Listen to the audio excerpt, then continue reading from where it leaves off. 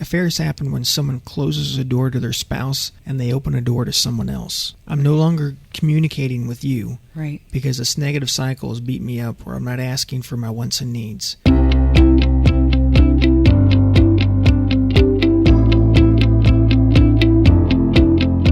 You're listening to Healing Broken Trust podcast with Brad and Morgan Robinson, where we talk about healing from affairs, infidelity, trust, and cheating in your relationship. If you're wanting to heal your marriage, this podcast is for you.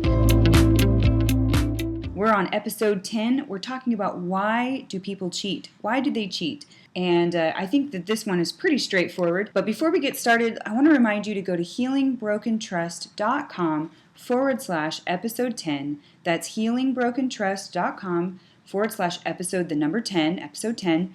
And download those free resources that will really help you to walk through this process to truly heal from what you're going through right now. So let's jump into episode 10 and learn why people cheat.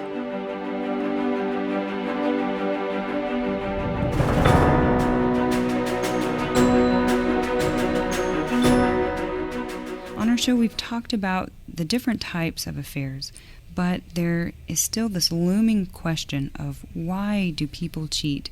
So, Brad, you want to begin to answer this question for our listeners? Yeah, Morgan, people cheat. There's 3 primary reasons why people cheat. The first 2 are not that common, and the third is extremely common. The first reason is sometimes people cheat because they're sex addicts. They have a compulsive tendency to act out, and like all addictions, its negative impact on the addict and on family members increases as the disorder progresses. And what I mean by that, as people get deeper into this, it gets worse and worse. Over time, the addict usually has to intensify the addictive behavior to achieve the same results. And let me explain that. When somebody has an addiction, it doesn't satisfy. What you start out doing in the beginning typically doesn't satisfy those urges. So somebody can start with pornography and self-pleasure. A lot of people can stay there who are addicts, but most people will begin to escalate into other things, where they start acting out with other people, they start going to prostitutes, they start seeing escorts, they start acting it out. And so over time, the addict will intensify their addictive behavior to achieve the same results, and that's where some affairs come from. Right, so that fantasy must then become a reality to further satisfy that addiction. Yeah, and if you think about it, they've been basically viewing pornography, they've been viewing and breaking down mental barriers that most people have to an affair. They're actually mentally rehearsing an affair when they're viewing pornography. Another thing that's going on is the other type of people who have affairs are the philanderers. And I would say that's more of an attitude than anything else. And this attitude says, there may be something, this attitude of philandering, they believe that cheating is okay for them to do. It's something that guys or girls do. And it's more of a rationalization. It's okay just as long as you don't get caught. Sometimes this attitude says, there's no way a man or woman is supposed to be monogamous. It's a myth, right? Yeah, it's a myth. You can't be monogamous. Right, which is not true. It's not accurate at all. But they believe that. Yeah, and this kind of attitude can lead to serial cheating and very flirting behavior, especially when their spouse isn't around. The attitude of the philanderer says there is nothing wrong with it. They may rationalize what they are doing or saying to themselves, as long as I'm not having sex with them or intercourse with them, it's okay. So kissing is okay. Spending time with them is okay. Sharing intimate parts of my life is okay because I'm not doing X, Y, or Z with them. And of course, they may even believe sex is okay too. Just don't get caught. And I've had different people tell me before that they viewed having an affair as a rite of passage. And it's something that men do as a part of growing up, as a part of maturing. There's certain rites of passages. Yeah, certain rites of passage. And that's what we see in TV and movies all the time. Oh, you're a virgin? Like that's supposed to be some kind of bad thing. But there's people like that. There's attitudes that affect someone to have an affair, and we're going to get into that in a little bit later. But most individuals I work with, I would describe them as someone who's burnt out in their marriage. So that's the third category. That's the third category. Most people fit into the third category. Yeah, and we're going to spend most of our time talking about that. But these are people who are burnt out, and there are attitudes that affect somebody having an affair. And there's those outside influences. Family and friends, have they had an affair? Have your mom and dad had an affair? If they have, you're more likely to have an affair yourself. Are coworkers cheating? What are coworkers' attitudes about infidelity? What was your family's attitude about infidelity? Your friends' attitudes about infidelity? And pornography, like we mentioned earlier, when you're viewing pornography, you are mentally rehearsing an affair. Those are outside influences that affect somebody, make it easier for somebody to cheat. Romance novels, reading that, you're also mentally rehearsing having an affair. A lot of our entertainment, a lot of movies, a lot of different cultural things that we have, they really do not support the idea of monogamy. And they make infidelity attractive, they make it funny, they make it a normal part of society is what they're telling us, which is not true. And you're exactly right about that. So those are attitudes, those are cultural things, those are outside influences that make it that someone can be associated with family, friends, coworkers, viewing pornography, reading romance novels, our entertainment, even celebrity culture. It makes it easier for somebody to cheat. I would even say even certain types of jobs make it easier for people to cheat, especially if you travel for a living. You're in certain professions where it's just easier to cheat. And so affairs really start, Morgan, here, and I want to get into the root of why people cheat. It really starts with the negative cycle that a couple is in. Most couples, I would say, are not happy if they're having an affair. The exception with that may be the philanderers or the sex addicts. I would say almost everybody else, if they're in this burnt out category, they're not happily married if they're cheating. I wouldn't classify that as a good marriage. Right. And let me explain the negative cycles, because this is where infidelity starts. There are 3 kinds of negative cycles. There are the first kind, it's the most common kind, and this is a negative cycle where the person who's having the affair is a distancer. They are somebody who is more withdrawn, not very emotionally expressive typically in the relationship. They avoid. Right. And they may not start that way in the relationship, though. They may get to that place because they feel like they don't matter to their spouse. They don't know how to ask for wants and needs. Yeah. Right. They don't know how to get there, and so they may get to that point with their spouse. So they may not start that at that place of being a distancer. They may start at a place of being a pursuer. And a pursuer, and you can go through and listen to our recordings on that. We've talked about that before, so go listen to that. Who are pursuers and who are distancers? But pursuers are the ones who fear being abandoned, fear rejection. They want to be close, and if they don't get it, they'll escalate their attempts for attention and connection into things like blaming, criticizing, demanding. And distancers are people who will kind of shut down emotionally.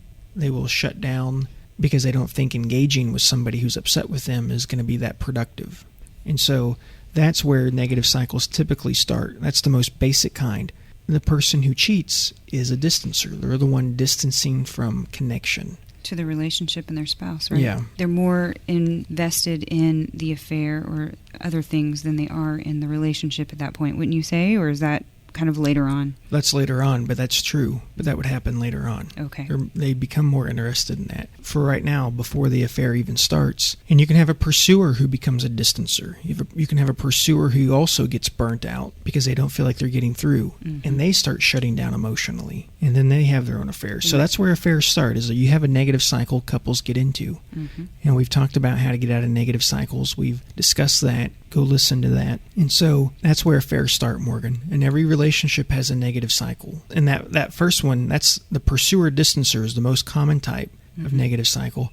Then there's a negative cycle where couples are basically fighting all the time. So they're pursuing, attack. Yeah, well, the one who's been distancing feels like they're getting attacked by the pursuer, because the pursuer is like, I'm not getting through to you, so they're blaming, criticizing, demanding. You're right, it escalates. Then the distancer feels like they're getting their back against the wall, so they'll attack back. But they're primarily a distancer, and so they're just attacking back. Can't put baby in a corner, right? Yeah, and they may be getting resentful as well. Right. And so that's the second type. Then the third type is really what I would consider avoid. And these can be looked at as 2 different types of situations, but basically what they do is they avoid each other.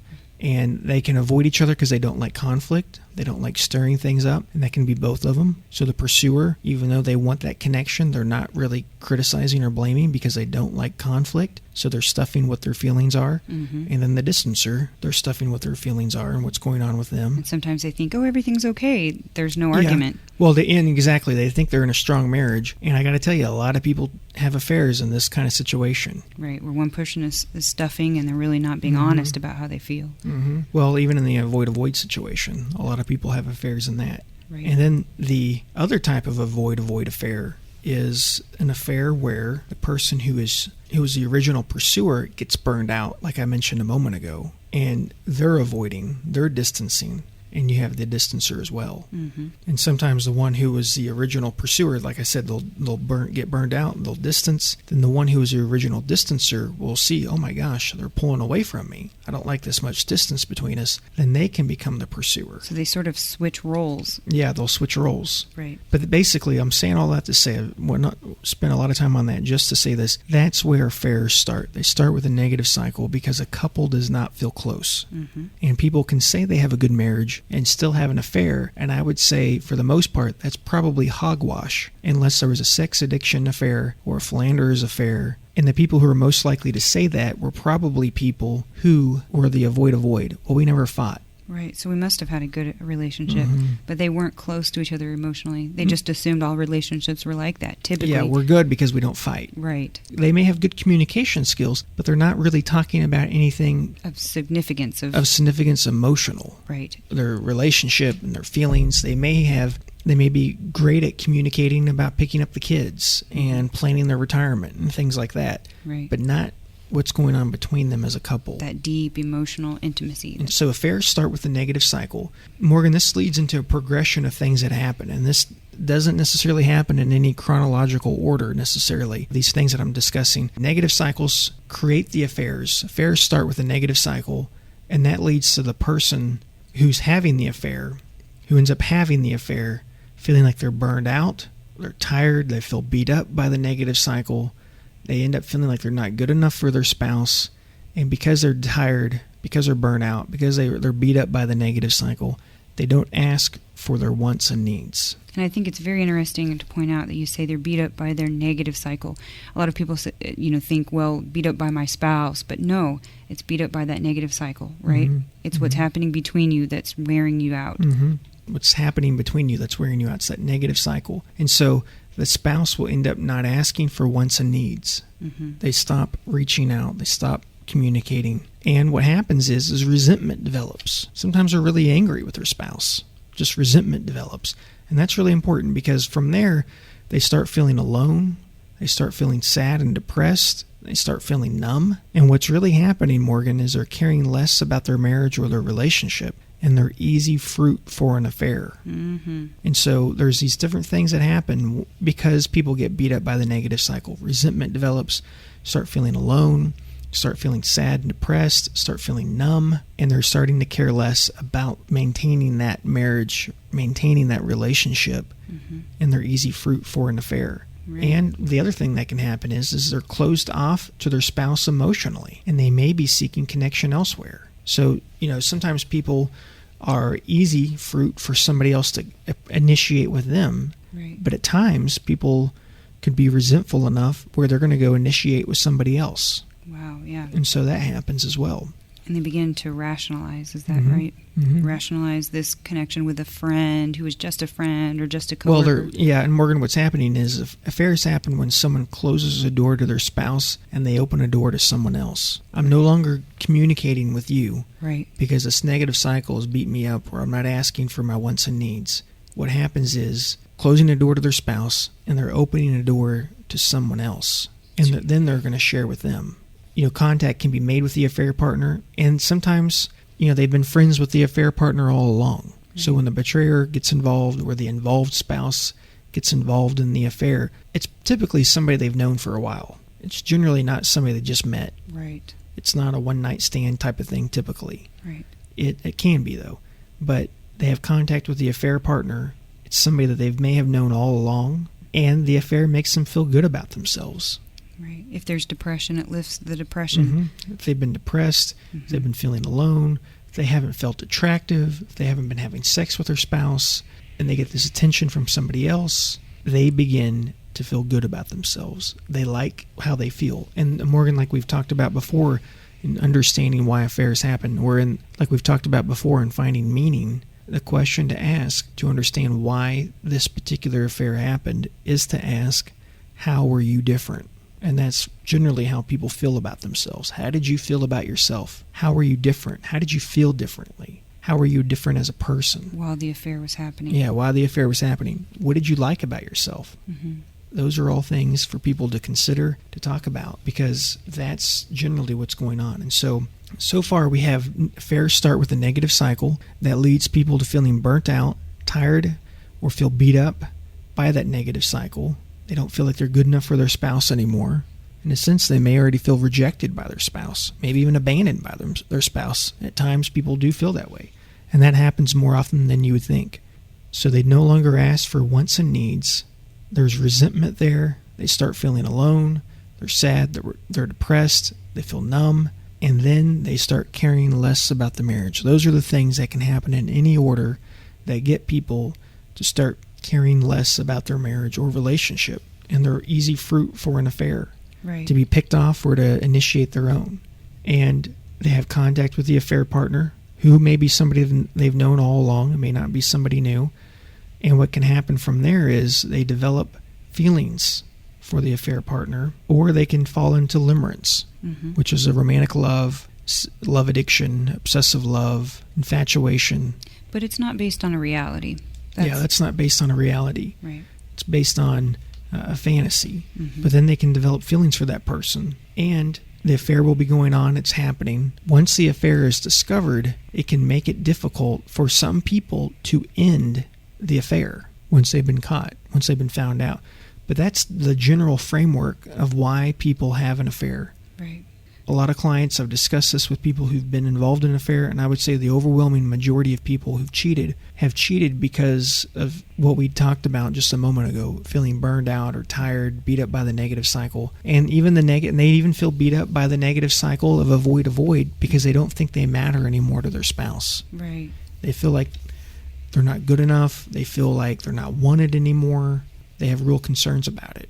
Right. And so they go through this progression, this stage of feeling like they can't communicate, they can't share, their spouse isn't there for them, they're no longer dependable, I can't go to them, they're going to be angry with me, they're going to be upset, somehow I don't make them happy. Somehow I'll fall short, or I'll fail, or I won't measure up to their expectations. Yeah. And part of this is, so they go through this series of progression, this psychology of betrayal. They'll go through the psychology of this mindset of someone who cheats. They'll have contact with the affair partner. The affair will start. Feelings will develop for the affair partner. The affair will happen and will be happening. Then once the affair is made known, because it always will, eventually. Yeah, typically it's more often than not it's made known. Then, Morgan, once it's made known, for some people, well, almost every couple, there's a period of ambiguity, that uncertainty that they go through. Right. Are we going to stay together, or are we going to be done?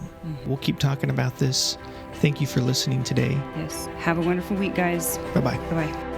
Thanks for listening to Healing Broken Trust. If you like this episode, you can always get our show notes and more details and links to the resources we discussed at healingbrokentrust.com. Also, as long as you're online, head on over to healingbrokentrust.com/retreat for details on an upcoming one-on-one retreat with me. If you like us, please subscribe and leave a review for us on iTunes. As always, everything discussed on this podcast is either my opinion or Morgan's opinion and is not to be taken as relationship advice, because I'm not your therapist, nor have I considered your personal situation as your therapist. This podcast is for your entertainment and education only, and I really do hope you've enjoyed it. See you until next time.